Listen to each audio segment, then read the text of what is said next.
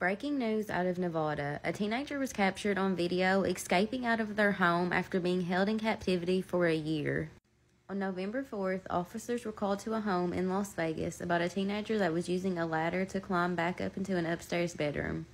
Neighbors told police that the girl had actually tied together sheets to come out the window the first time, and once she was down, she asked if she could have some food and water and said that she had been kept inside of a room for over a year and she could only eat whenever her mother would return home from work. The neighbor then asked if there was anything else that she could do, and the girl asked if she could use her ladder to get back up to her room. Before climbing back up, she was seen drinking water out of a water hose. Upon arrival of the home, the mother, Addie Gonzalez, told police that she would go check on her daughter and she didn't want to let the police in the home. Once inside, they realized that the room that the 18-year-old girl is being held captive in has no doorknob and there's only a deadbolt that requires a key. Inside, he saw a box spring and a bed frame. There was also a black bucket that was half a urine and fecal matter.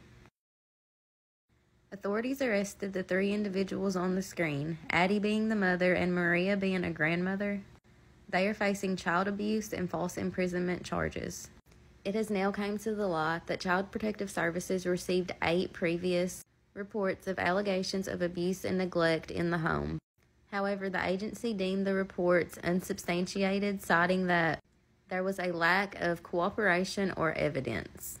That is just terrible. How am I just hearing about this case? In December of 2017 in Oshawa, Ontario, this rental house was going through some tremendous plumbing issues. This couple upstairs was complaining of really backed up pipes, horrendous smell permeating throughout the place, and they said it all had to do with this tenant in the basement apartment, a man who had seemed quite eager to perform some of his own fixes on it that did not work. So the plumbers get there, they take a look around, and eventually they get down to that basement apartment, and they meet the tenant of that apartment, and after getting just that initial look at the state of his place when he opens that door, I can only imagine they had to have been thinking, well, this seems like the source. And as they're conducting their plumbing, this fella named Adam is just like sticking to him like glue, watching their every move. Eventually, the plumbers start pulling out this fairly significantly sized pink fleshy-like substance. God, what do you do in that situation with Adam watching you? Well, I'll tell you what they did. They slipped it into a tiny little plastic bag and they said, okay, well, that fucking concludes our plumbing. We'll be back to fix it up tomorrow. See you later. They immediately get out of there and call 911.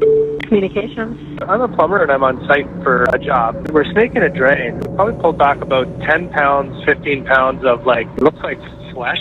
We don't know what it is. Later that night, basement tenant Adam Strong receives a firm knock on his door, and as he's face to face with 5 police officers, he puts his head down and simply says, okay, the jig's up. It's a body. If you want the rest of her, she's in the freezer. 18-year-old Rory Hatche had been taken to the hospital by her friend and her friend's mom because she was going through basically a mental breakdown. Eventually, the friend and the mom, they just get up and leave Rory there. Shortly after they leave, she left and starts just walking. She was just in the wrong place at the wrong time, and somewhere on that walk, she crossed paths with Adam Strong. As police continue their search in Adam Strong's home, they make another big discovery. A knife with DNA on it that they linked to a girl named Candace Fitzpatrick, a 19-year-old girl that had gone missing 10 years earlier. When you just listen to his interrogation tapes, you get a sense right away that this is not his first or second rodeo. How much of it did you guys get back? Obviously the entire skeletal structure. And this was all one piece. I couldn't. Yeah,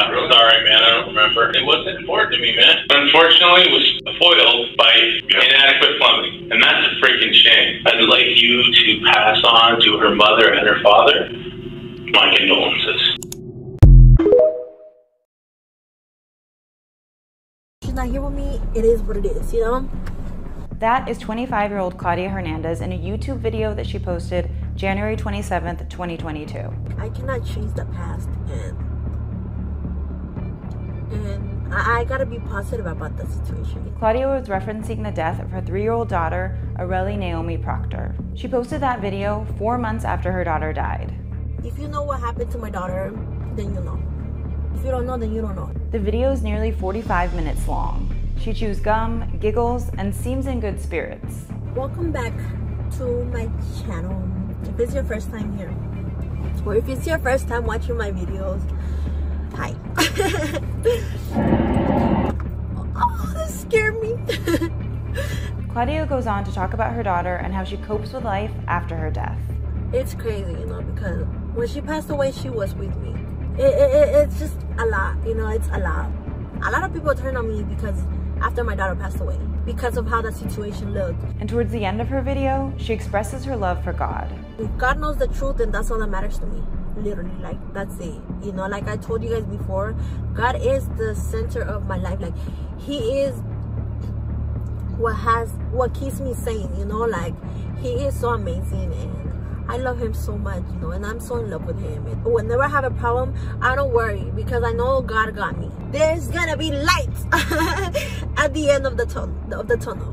Beautiful little Aurelie died in September of 2021, and her death was ruled a homicide by the Santa Clara County Coroner's Office, but it was never made public. But on April 25th, 2022, the kidnapping of a 3-month-old baby named Brandon was caught on camera in San Jose. Thankfully, baby Brandon was found after an extensive 18-hour search. But the kidnapping sparked the attention of a home at 1094 2nd Street, also in San Jose. And in the back of the house, there was a room that had been converted into a Pentecostal church. Not only was it swarmed by investigators looking for baby Brandon, but it was also the location of baby Aurelie's death. So let's go back to that dreadful day. On the morning of September 24th, Claudia called her brother Rene Hernandez because she thought Aurelie might be possessed. Claudia came to this conclusion because Aurelie would periodically wake up in the middle of the night screaming or crying, contrary to what she had previously said in her YouTube video. We shared a room with another couple, and she had her baby too, and that baby would cry so much, and then my baby was not. She was so quiet. So at around 6:30 a.m., Claudia and her brother Rene head to the makeshift church, where they meet their father Rene, who was Aurelie's grandfather, and a pastor at the church.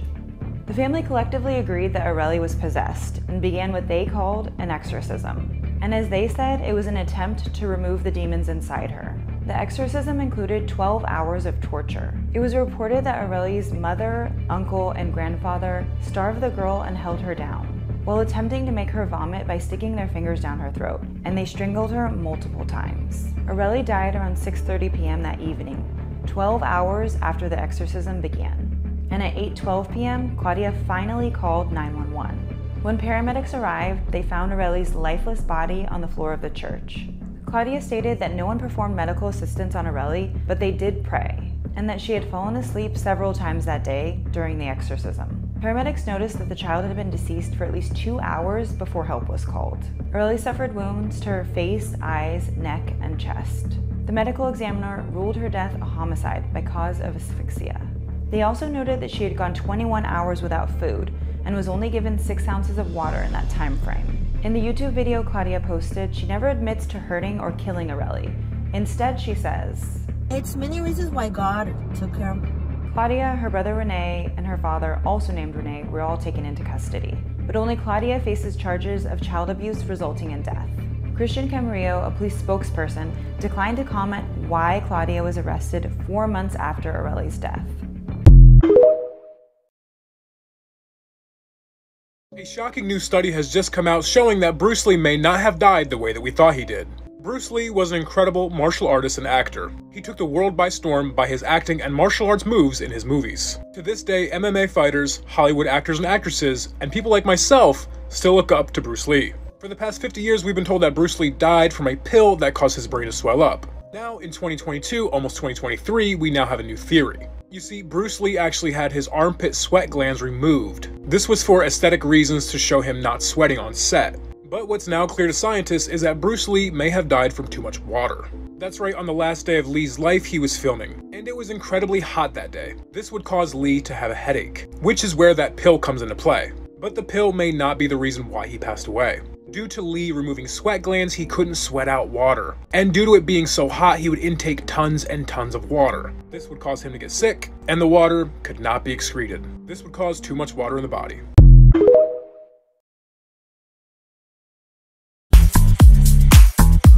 Cuando vengas, calla. Cuando vengas, no me avises.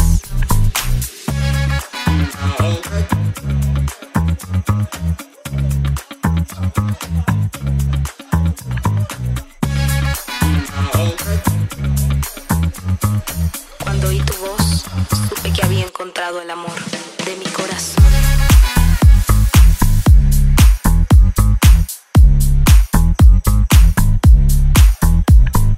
Las palabras se me incendian en los labios. Los nombres me pesan en los dedos.